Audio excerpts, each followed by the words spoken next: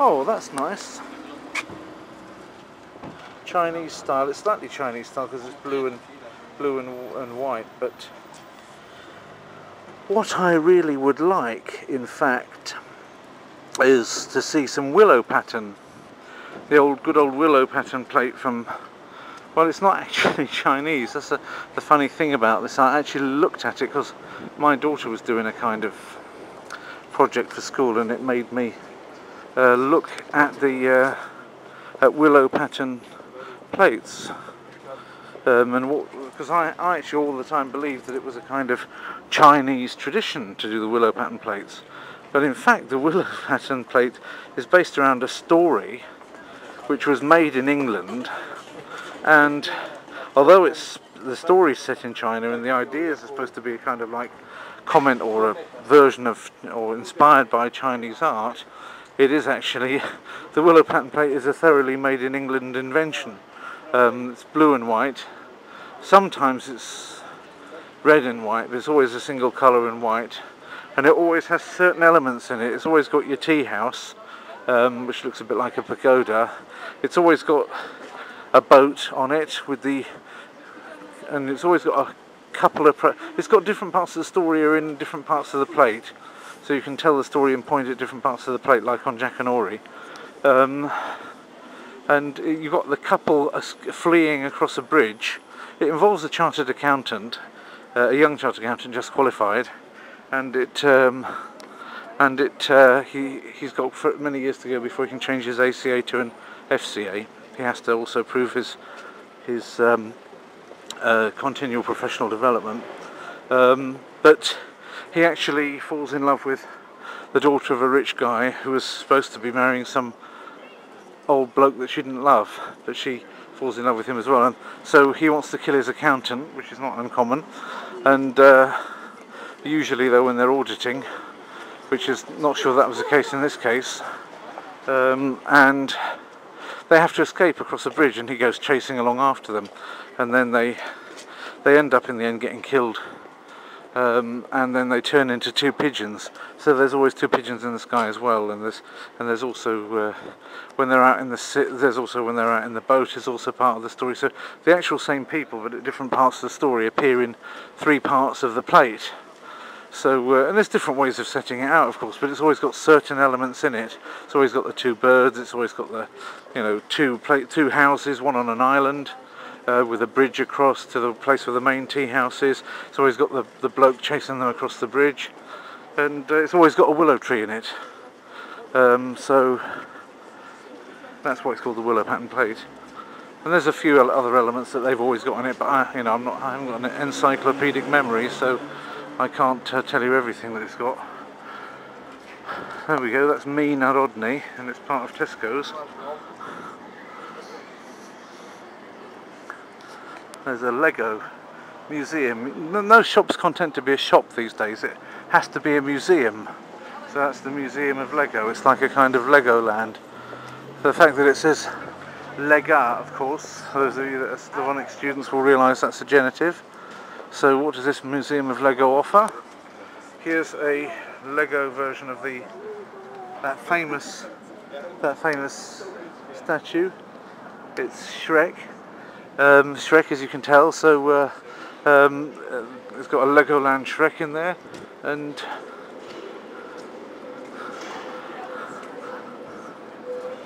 lots of interesting shop windows. When I was a kid I used to like shop windows. Now I still like them, but I kind of like taking the mickey out of them. There's Café Louvre. I've come down here during the day quite a few times, so not quite sure I've come down here all that much at night. Sorry. And thought she was worth stopping for. But so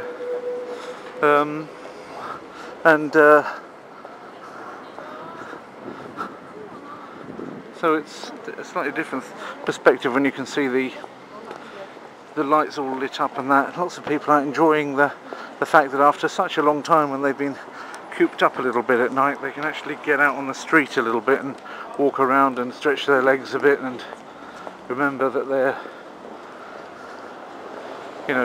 human to a greater or lesser extent.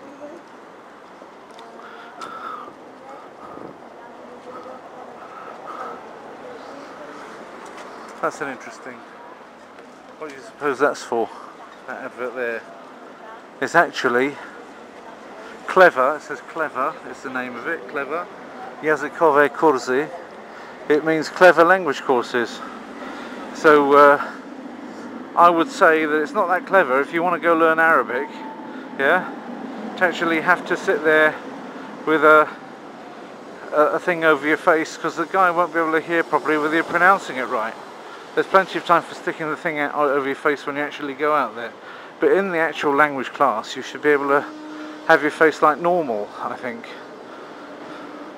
I don't think it's the best idea. If that's their unique selling point, that they make the women put things on their heads in the class, then I don't think that's much of an advert, really. I wouldn't go for it. I wouldn't like to be sitting in an environment like that, learning, with somebody being like a Taliban at the front and enforcing Sharia law in the classroom. I really wouldn't like that much. I mean, obviously the places where you go, where, you know, going there is implied agreement that you're going to respect. That's one of those places where you can get nicotine related products, pardon me, not projects. There's one. That just goes to show how happy you can be if you have a nicotine related product.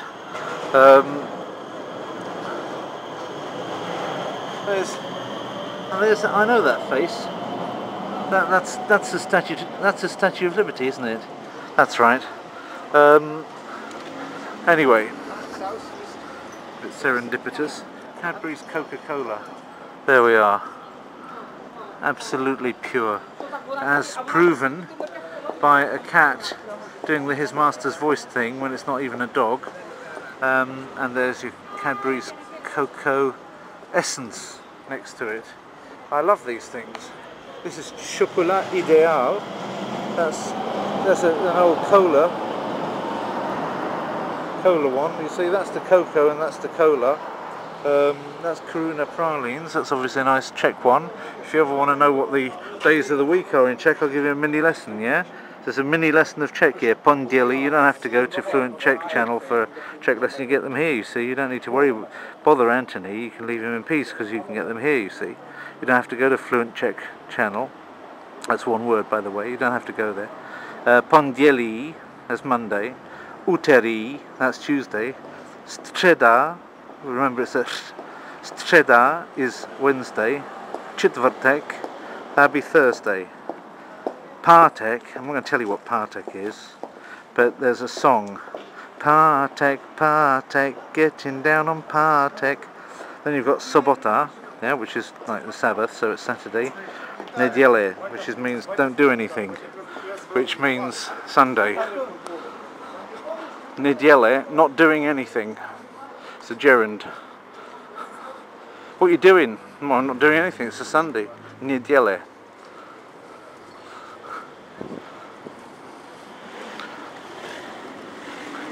So both of the possible Sabbath days are reflected in the days of the week in many Slavonic languages. So much for the whole of the Sabbath. There's a nice Vietnamese store with nice Vietnamese people doing it. Some wigs here, if you like wigs. And there, you can come there for them. So much for the whole of the commandment that says 6 days shalt thou labour and do all thy work, the 7th shalt thou rest, because it's that's you know, a commandment not only to rest one day, it's also a commandment to work for 6. And who does that?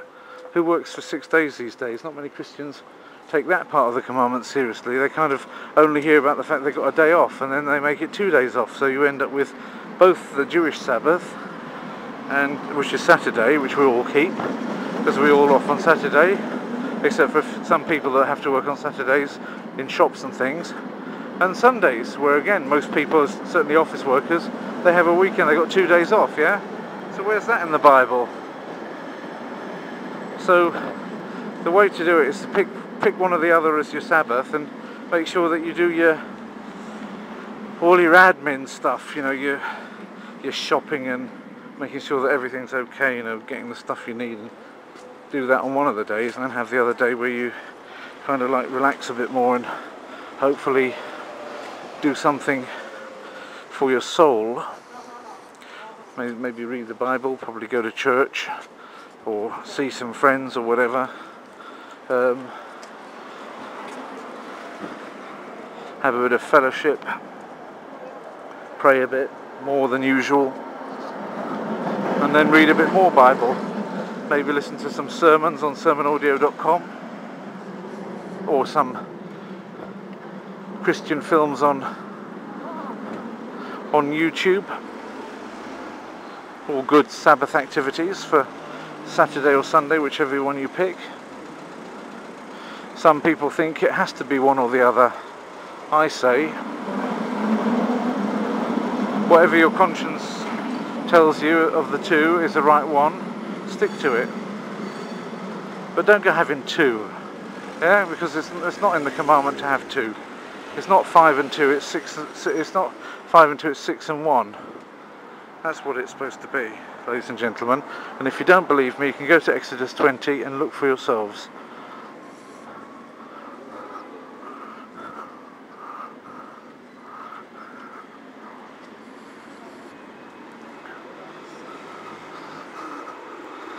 There's Raiffeisen Mac again. I'm sure there's quite enough of that around the place, isn't there? Ah, very nice. Some Chabad people there, just going up there. They've got some Chabad. I didn't want to show their faces in case they didn't really want it. I think that I have nothing against showing people's faces, but bearing in mind the fact that Jews often have enemies, I'd rather wait until they've agreed to it rather than just put them on willy-nilly, as it were. So I don't mind showing them from behind, but they were Chabad people.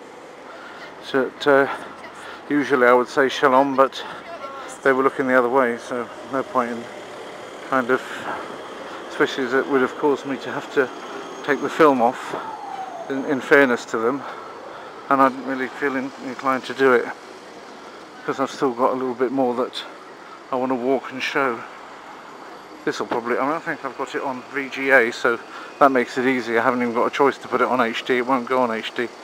So I shall be looking shortly for a restaurant which is called Lechka Kalava, which is where I'm going to be having supper with somebody.